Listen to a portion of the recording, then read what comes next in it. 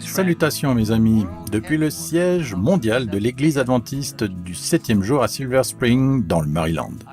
Je suis de nouveau ici avec mes collègues dirigeants, Ayrton Coller, notre secrétaire général, et Paul Douglas, notre directeur financier et trésorier. Et nous sommes ici aujourd'hui pour parler de l'unité du corps du Christ, la 14e croyance fondamentale de notre Église. L'unité entre les croyants est si importante qu'elle commence avec le Christ lui-même. La nuit précédant sa crucifixion, Jésus a prié avec ferveur son Père céleste. « Garde-les en ton nom, ce nom que tu m'as donné, afin qu'ils soient un comme nous. » Et dans sa prière cette nuit-là, Jésus n'a pas seulement prié pour ses disciples, il a prié pour vous et il a prié pour moi.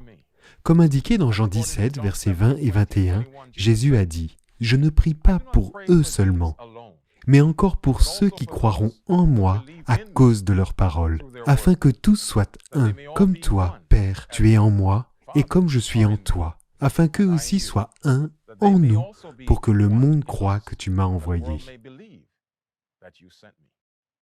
C'est par l'unité des croyants du Christ que le monde croira la bonne nouvelle que nous avons à partager.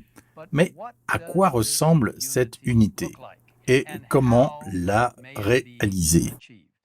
Commentant ces versets de Jean 17, Ellen White a écrit « Quelle merveilleuse déclaration! L'unité qui existe entre le Christ et ses disciples ne détruit pas la personnalité de l'un ou de l'autre. Dans l'esprit et dans le but, dans le caractère, ils sont un, mais pas en personne. En participant à l'Esprit de Dieu, en se conformant à la loi de Dieu, l'homme devient participant de la nature divine. Le Christ amène ses disciples à une union vivante avec lui-même et avec le Père. Par l'action du Saint-Esprit sur l'esprit humain, l'homme est rendu complet dans Jésus-Christ. L'unité avec le Christ établit un lien d'unité entre nous. Cette unité est la preuve la plus convaincante pour le monde de la majesté et de la vertu du Christ et de son pouvoir d'éliminer le péché.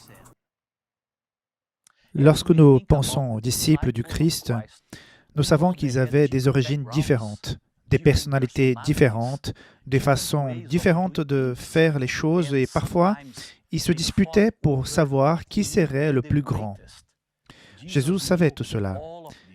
Il avait des plans bien plus grands pour eux, des projets pour atteindre le monde pour lui.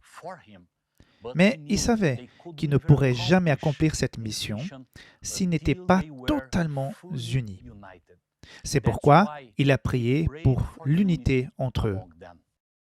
Dans Actes chapitre 2, verset 1, nous voyons une belle réponse à la prière du Christ quelques semaines plus tard. Quand le jour de la Pentecôte arrivera, ils étaient tous ensemble au même endroit. Ils étaient tous ensemble signifie quelque chose de plus que d'être physiquement ensemble au même endroit. Cela signifie qu'ils étaient ensemble dans le cœur, dans l'esprit et l'âme. Comment se fait-il que ces mêmes disciples qui, peu de temps auparavant, s'étaient disputés pour savoir qui serait le plus grand, étaient maintenant si unis dans le message, la mission et le cœur? Dans le livre Conquérant Pacifique, Ellen White nous dit « Tandis que les disciples attendaient l'accomplissement de la promesse, ils humiliaient leur cœur dans une véritable repentance et confessaient leur incrédulité. » Elle poursuit. Les disciples priaient avec une intense ferveur afin de pouvoir affronter les pécheurs, parole qui les emmènerait à la repentance. Faisant table rase de toute divergence, de tout désir de suprématie, ils s'unissent étroitement dans la communion chrétienne. Pendant ces jours de préparation, les disciples sondèrent leur cœur. Elle écrit « Ils sondaient leurs besoins spirituels et suppliaient le Seigneur de les accorder l'onction sainte qui les rendrait propres à sauver les âmes. Ils étaient accablés par le fardeau du salut de leurs semblables. Ils savaient que l'Évangile devait être porté au monde et ils désiraient recevoir la puissance promise par le Christ. En réponse à la question de savoir comment cette transformation pouvait avoir lieu, nous lisons.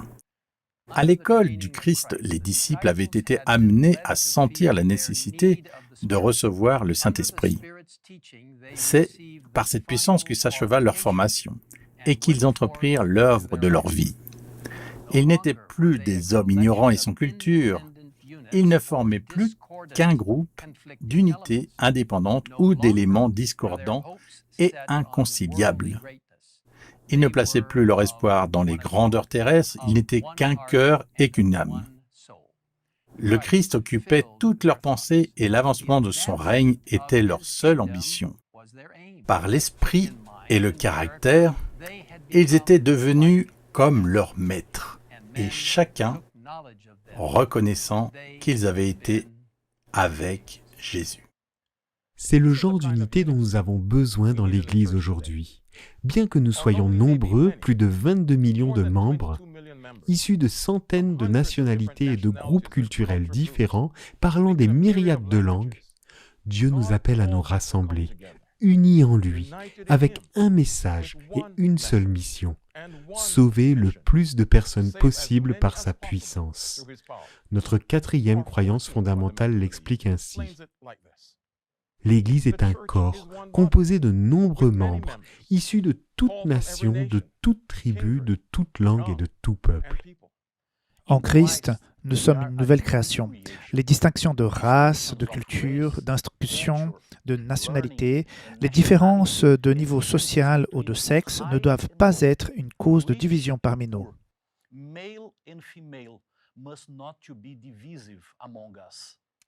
Nous sommes tous égaux en Christ, qui, par son esprit, nous a réunis dans une même fraternité avec lui et entre nous. Aussi devons nous servir et être servis sans parti pris ni arrière-pensée. Grâce à la révélation de Jésus-Christ dans les Écritures, nous partageons la même foi et la même espérance en vue de rendre un témoignage unanime devant tous les hommes. Cette unité trouve sa force dans l'unité du Dieu trinitaire qui nous a adoptés comme ses enfants. Et si vous souhaitez en savoir plus sur cette belle croyance fondamentale, nous vous invitons à visiter le site indiqué sur l'écran.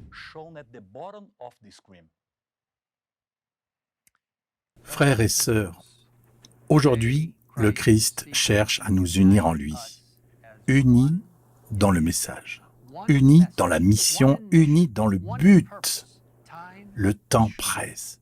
Si nous suivons les pas de ses premiers disciples, en mettant de côté nos propres désirs et ambitions et en laissant tout entre les mains du Christ, en priant avec ferveur pour l'effusion de son Saint-Esprit et pour l'appui final du Saint-Esprit, il viendra nous unir de manière puissante, nous donnant sagesse, force et courage de proclamer l'Évangile éternel au monde entier.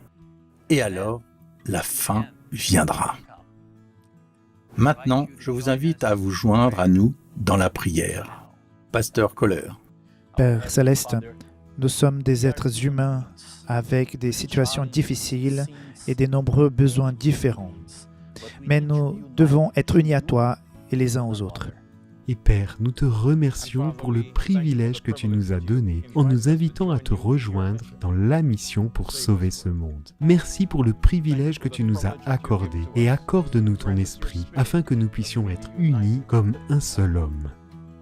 Et Seigneur, que ton esprit fasse vraiment en sorte que chacun de nous, individuellement, ressemble de plus en plus à Jésus, afin que ta mission puisse être accomplie de manière puissante parce que les gens verront Jésus en nous. Merci de nous écouter et merci de nous unir dans ton amour, ton caractère et ta mission. Nous prions tout cela au nom puissant de celui qui a prié en Jean 17 pour que nous soyons unis, notre Seigneur et Sauveur Jésus-Christ. Amen.